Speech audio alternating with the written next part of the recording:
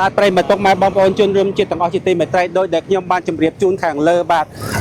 កតងជាមួយនឹងកញ្ចប់ស្បៀងរបស់យើងគឺបានដឹកមកដល់ឡានហើយដែលយើងបំរុងនឹងត្រៀមចេញនៅល្ងាចនេះបាទហើយឥឡូវនេះសូមមកជួបជាមួយនឹងចំណាប់អារម្មណ៍របស់លោកសាស្ត្រាចារ្យបណ្ឌិតហររឿនដែលលោកគឺជាប្រធានរបស់សមាគមអ្នកលក់ឱសថកម្ពុជាក៏ដូចជាជាអនុប្រធានសមាគមសហព័ន្ធវិនិយោគិនកម្ពុជាផងដែរបាទជំរាបសួរលោកគ្រូបាទឃើញថាវីដេអូនេះគឺជាលើកទី3ហើយបាទ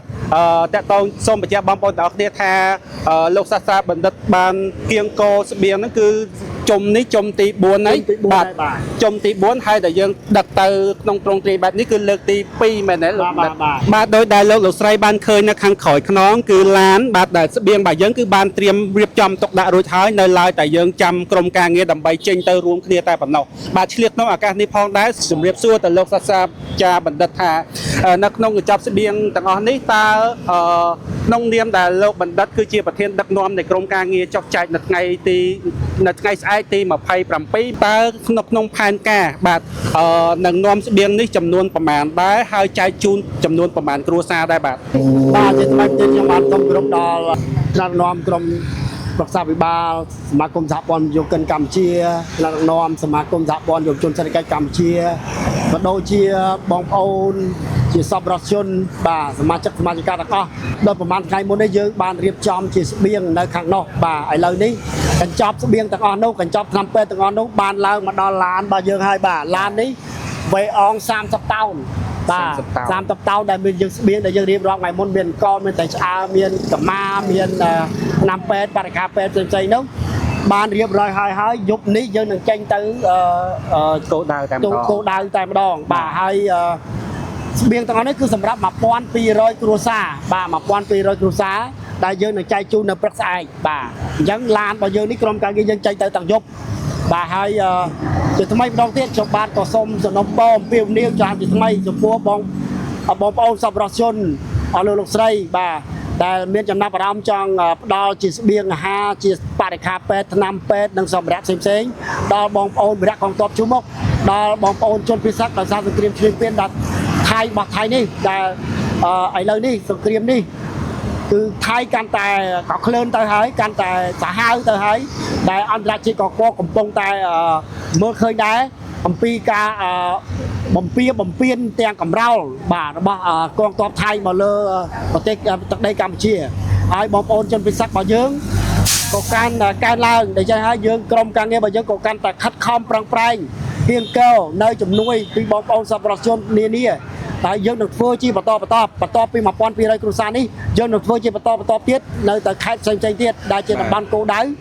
បងប្អូនព្រះកងទ័ពក៏ដូចជាបងប្អូនជនពិសេសបាទឆ្លៀតឱកាសនេះដែរចង់ជំរាបសួរលោកគ្រូថាក្នុងនាមដែលលោកគ្រូជាប្រធានក្នុងការដឹកនាំរៀបចំបាទក្រុមការងារចុះទៅចែកផ្ទាល់ណាតើលោកគ្រូមានជាយុទ្ធសាស្ត្រក៏ដូចជាយន្តការបែបណាបន្តទៀតដើម្បីបន្តគៀងគរជំនួយបន្តទៀតដែរបាទអូខេបាទអ្វីដែលជាបេសកកម្មរបស់យើងបន្តទៀតគឺយើងអំពាវនាវដល់បងប្អូនសប្បុរសជនបងប្អូនដែលមានធនធានបងប្អូនចង់បរិច្ចាគនៅអ្វីដែលជាសម្ភារៈសិក្សាប្រើប្រាស់សម្ភារៈសិក្សាថ្នាំពេទ្យអាហារទឹកសុទ្ធបាទអ្វីក៏ដោយដែលបងប្អូនមានទឹកចិត្តជួយដល់សមាគមយើងខ្ញុំនឹងប្រម៉ែប្រមូលនៅគ្រឿងឧបភោគបរិភោគសម្ភារៈទាំងអស់នេះនឹងដល់ជូនពិតប្រាកដទៅដល់បងប្អូនដែលរងគ្រោះបាទហើយយើងនឹងយកទៅដល់ទីតាំងផ្ទាល់បាទគ្រាន់តែខ្ញុំសូមបញ្ជាក់ថាយើងយកទីតាំងណាទេបាទតែគ្រាន់តែយើងនឹងចុះទៅដល់ផ្ទាល់បាទហើយនឹងសុំគោលការណ៍នៅចែកនៅតំបន់ផ្ទាល់យើងបានតំណងទៅប្រធានគ្រប់គ្រងនៅតំបន់ជនពិសេសរួចអស់ហើយហើយថ្ងៃស្អែកនេះយើងបាននឹងសំណើសំណុំពរឲ្យផ្សេងទៀតយើងចុះទៅមើលផ្ទាល់តើបងប្អូនត្រូវការអ្វីផ្សេងទៀតខ្ញុំត្រឡប់មកវិញខ្ញុំនឹងធ្វើវីដេអូដើម្បីស្នើសុំជាអ្វីដែលជាតម្រូវការចាំបាច់ប្រើប្រាស់ប្រចាំថ្ងៃបាទពួកខ្ញុំក៏ចង់ទៅមើលផ្ទាល់ដែរនៅក្នុងវគ្គទី4នៅក្នុងជុំទី4នេះដើម្បីឲ្យបានដឹងអំពីសុខទុក្ខបងប្អូនពិតប្រាកដហើយបងប្អូនត្រូវការអ្វីទៀតយើងនឹងខំប្រម៉ែប្រមូលពីអាដាមលោកស្រីលោកជំទាវលោកអង្ញា បាទថ្នាក់ដឹកនាំដែលគាត់ចង់ចូលរួមតាមរយៈសមាគមសហព័ន្ធយុវជនកម្ពុជាក៏ដូចជាសមាគមសហព័ន្ធយុវជនសេដ្ឋកិច្ចកម្ពុជាយើងនឹងជម្រាបជូនបងប្អូនថាតើយើងត្រូវការអ្វីដែលជាចាំបាច់បន្តទៅទៀតនៅក្នុងការងារជាក់ស្ដែងបាទអញ្ចឹងខ្ញុំសូមកាត់ប្រសាសន៍របស់លោកសាស្ត្រាចារ្យបណ្ឌិតប្រធានបន្តិចតង់ថាចាថាតកតងជាមួយនឹងជុំទី4នេះគឺយើងមិនបញ្ឈប់ត្រឹមនេះទេគឺយើងនៅតែបន្តសកម្មភាពបែបនេះគឺបន្តទៅទៀតបានន័យថាយើងបំរុងរហូតមែនទេអញ្ចឹងមិនថាគាត់ចង់ជួយអីក៏យើងទទួលដែរមែនទេមិនថាស្បៀងមិនថាសម្ភារៈប្រើប្រាស់មិនថាភេសជ្ជៈមិនថាថ្នាំពេទ្យឬក៏សម្ភារៈសិក្សាគឺនៅតែទទួលដដែលអញ្ចឹងគឺបានន័យថានៅតែបន្តធ្វើដូចជាភ្លៀងរលឹមអញ្ចឹងបាទគឺក្នុងនាមដែលថ្នាក់ដឹកនាំបាទក្រុមការងារគឺជាកងទ័ពជួរក្រោយបាទអញ្ចឹងយើងមានតែគេថាអំពាវនាវគៀងគរទៅតាមសមត្ថភាពតាមលទ្ធភាពឬក៏ផ្សព្វផ្សាយបន្ថែមទៀតដើម្បីជាកម្លាំងចិត្តក៏ដូចជាជួយលើកទឹកចិត្តដល់បងកងទ័ពជួរមុខដ៏អង្អែលក្លាហានរបស់យើងបានន័យថាពួកគាត់មិនឯកាទេហើយសម្រាប់ក៏យើងមិនភ្លេចដែរជាមួយនឹងបងប្អូនពុកម៉ែបងប្អូនដែលជាជនភៀសសឹកក៏យើងមិនភ្លេចដូចគ្នាគឺយើងទិសដៅយើងគឺទាំងចែកជូនគឺដូចគ្នាតែម្ដងមែនទេគឺយើងមិនថាសម្រាប់តែកងទ័ពទេគឺជនភៀសសឹកក៏យើងចែកជូនដូចគ្នាដែរបាទចង់សូមជំរាបសួរថាមកដល់ម៉ោងនេះបាទថាគិតមកដល់ល្ងាចថ្ងៃទី26ខែ12ឆ្នាំ2025នេះបាទសម្រាប់ការគៀងគររបស់លោកប្រធាននៅជុំទី4បាទលោកប្រធានអាចជួយសរុបបានទេថាបើសរុបជាទឹកប្រាក់ចំនួនប្រមាណដែរបាទយើងមានជុំទី1ជុំទី2ជុំទី3យើងបានសរុបម្ដងហើយគឺ$10,085ហើយជាបន្តទៀតគឺជុំទី4នេះយើងប្រមាណគៀងគរបានមិនមែនជាទឹកលុយទេគឺជាសម្ភារៈគឺជាស្បៀងអាហារគឺជាថ្នាំពេទ្យបាទនឹងសម្ភារៈផ្សេងទៀតមានកម្មាមានអីទៀតបាទយើងសរុបទៅគឺជាង$50,000ហើយអញ្ចឹងសរុបទាំង4លើកនេះគឺ$15,000បាទ14លើកនេះគឺ$15,000ហើយបាទអញ្ចឹងសម្រាប់ថ្ងៃស្អែកនេះគឺចែកជូនចំនួន1,200គ្រួសារបាទតែគ្រប់គ្នាតែម្ដងគឺយើងរៀបចំឲ្យគ្រប់តែម្ដងបាទគឺទាំងអស់នេះគឺមួយសេតនេះគឺមានមួយសេតសម្រាប់មួយគ្រួសារហើយយើងមាន1,200កញ្ចប់តែម្ដងក្នុងហ្នឹងមានមួយសពមានកសូមជាសាលោកគ្រូជួយបញ្ជាក់បានទេថាក្នុងមួយគ្រួសារទទួលបានអីគេខ្លះដោយសារតែបើតាមនេះយើងអាចថតបង្ហោះផ្សព្វផ្សាយភ្លាមបានទេអញ្ចឹងលោកគ្រូជួយបញ្ជាក់បានទេថាក្នុងកញ្ចប់ដែលចែកជូនត្រៀមសម្រាប់គ្រួសារនៅថ្ងៃស្អែកនេះបាទថ្ងៃទី27ដែលខែធ្នូឆ្នាំ2025ដែលយើងត្រៀមដែលថ្នាក់ដឹកនាំត្រៀមចែកជូនប្រជាពលរដ្ឋចំនួន1,200គ្រួសារហ្នឹងមានអីគេខ្លះបាទអូខេបាទអញ្ចឹងអរគុណច្រើនក្នុងកញ្ចប់1,200គ្រួសារនេះគាត់នឹងទទួលបានអង្គមួយកញ្ចប់គាត់ទទួលបានថ្នាំពេទ្យមួយកញ្ចប់គាត់ទទួលបាននំមួយកញ្ចប់គាត់ទទួលបានត្រីឆ្អើរមួយកញ្ចប់គាត់ទទួលបានថ្នាំកម្មាមួយបាទហើយនឹងសម្ភារៈមួយចំនួនទៀតបាទសម្ភារៈសិក្សាមួយកញ្ចប់ទៀតបាទអញ្ចឹងសរុបទៅគាត់ទទួលបានច្រើនគួរសមដែរបាទបាទហើយបើថ្នាំពេទ្យវិញបើគាត់ប្រើអាចបានមួយខែទៅ2ខែក្នុងមួយកញ្ចប់ហ្នឹង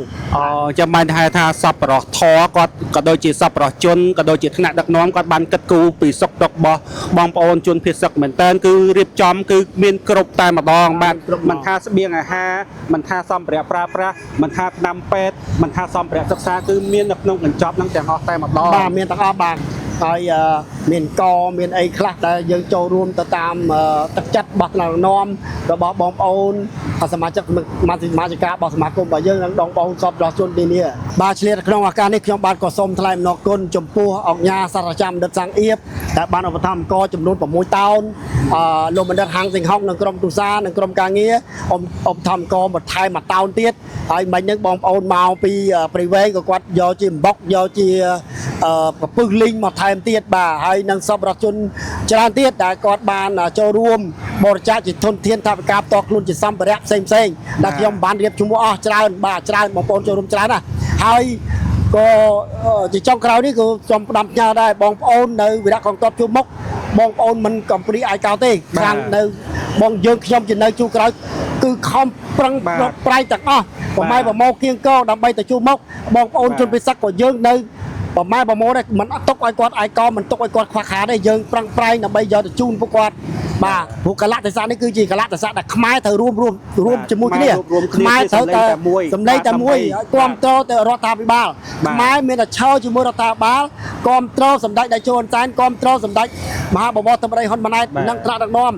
ហើយឈោកជាធ្លុងតែមួយដើម្បីរួមកម្លាំងគ្នាការពារជាតិការពារទឹកដីរបស់យើងមិនឲ្យបោះទេណាអាចបោះបំពេញបានទេបាទហើយចុងក្រោយនេះខ្ញុំបាទក៏សូមអរគុណច្រើនហើយនឹងសូមជូនពរដល់ថ្នាក់ដឹកនាំដល់អាដាមអស់លោកស្រីលោកជំទាវអង្គញា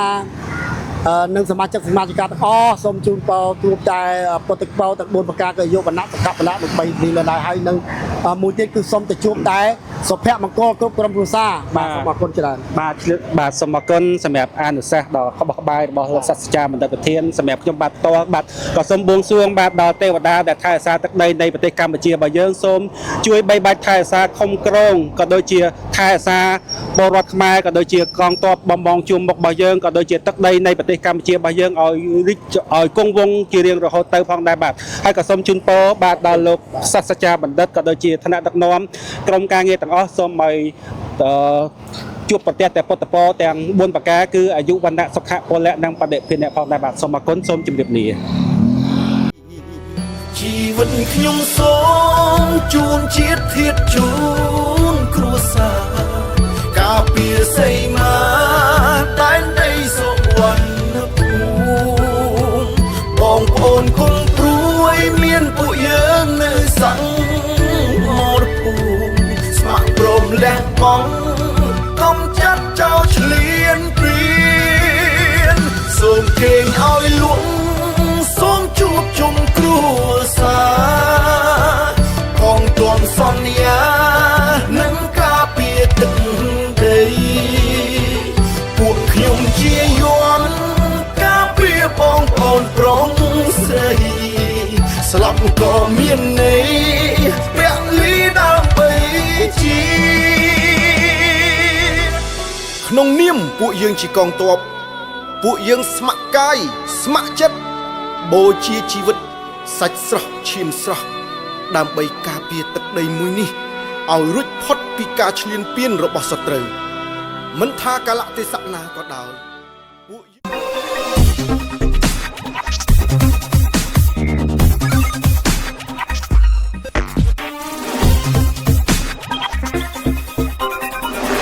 រឿងរ៉ាវរបស់លោកអ្នកគឺជាចក្ខុវិស័យរបស់យើងខ្ញុំ